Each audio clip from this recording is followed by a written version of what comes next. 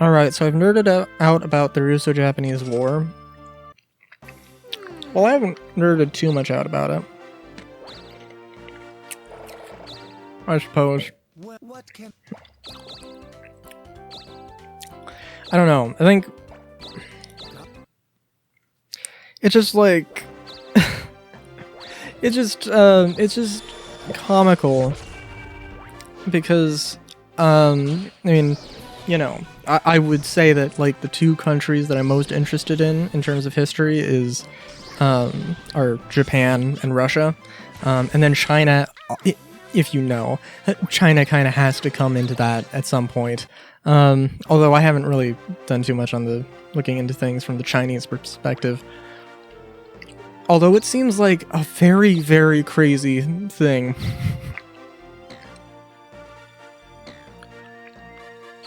So, But,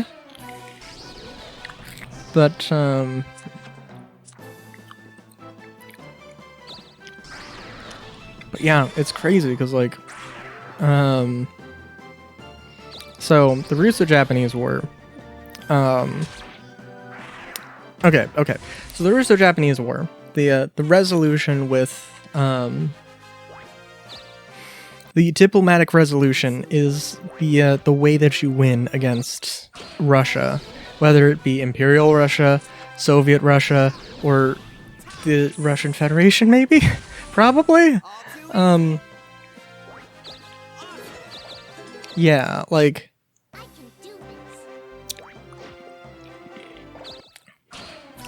It's kind of crazy that, you know, there are comparisons between, like, active conflict in Ukraine to, like, the Winter War that, you know, was the Russians against the Finnish in, like, the 40s?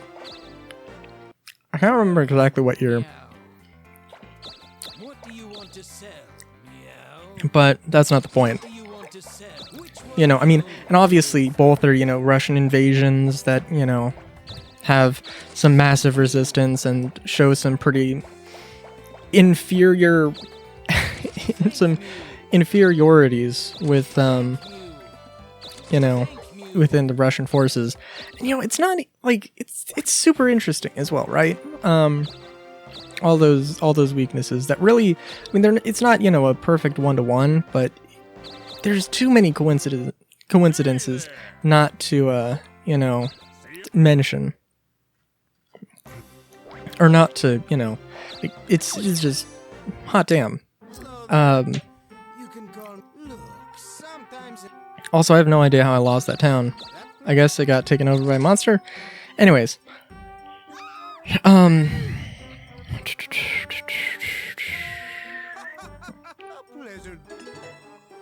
just stole my cake! Oh my god, you have no idea how offensive that is, Hammond. Okay, sorry. You know, it's mostly like just Russian, like, complete inadequacy and complete breakdown in like orders and like grand strategy. Like, it's just like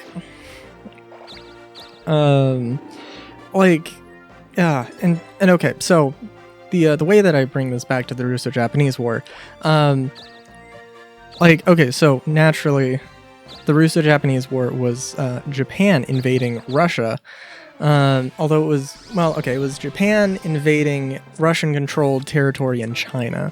I don't think it actually, no, it did was also, they fought at Vladivostok, so yes, it was also in Russia.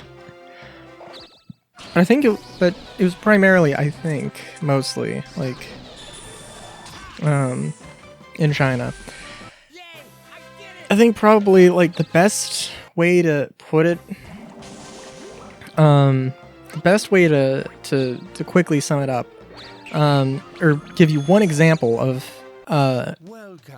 Russian failure, is that they had to get, like, the Japanese sort of had a pretty sound naval victories, you know, it was very bad for the Eastern Front, or Russian forces in the Far East had a pretty damn difficult time there. And they had to bring in reinforcements from the Red Sea. And if you don't know what that means, or what that entails, that means you have to circumvent, like, the entire... that means you have to circumvent, you know, like, you have to go around Africa, you have to go, you know, past the Indies, like... It's not good. And most of their ships, like, basically just ate themselves on the way over, so they didn't even have... I think the biggest victory the Russians had was in one of the defenses where they managed to, like, actually withhold a decent amount because, I'm not 100% sure, but they did have, it was a, what was it? I think the Japanese had twice as many machine guns, but also the Russians were, you know, fortified, had, you know, fortified positions. I'm not sure exactly, you know, all the fine details of that particular battle. I can't even remember which one it is, but that was like, they managed to hold off actually pretty well, but they still had to retreat. So yeah, it was yeah.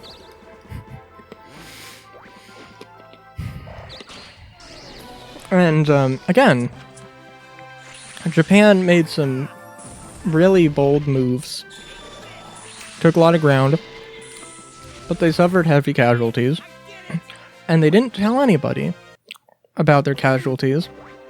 Didn't tell anybody about their casualties, because they needed to make it look like, you know, they were winning, which technically they were. But they absolutely needed to, you know, have a diplomatic intervention when it did.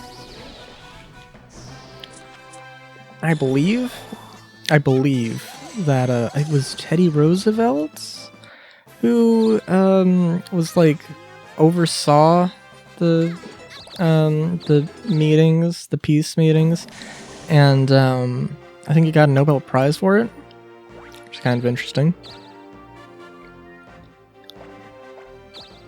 And yeah, it's crazy. It's absolutely crazy. It's also ridiculous, in that, like, I have to go look back at the Sea and Arsenal videos, but, like, you know, Russia had, again, in small arms, because that's what I know, they had the Mosin Nagant, which is, like, often, like, is considered just an absolute garbage rod. And they went up against the Arasaka, which, you know, is which is actually really good, but also kind of considered a garbage rod because of World War II propaganda. More than anything, it is actually a very good gun. And then they also had, you know, well, obviously the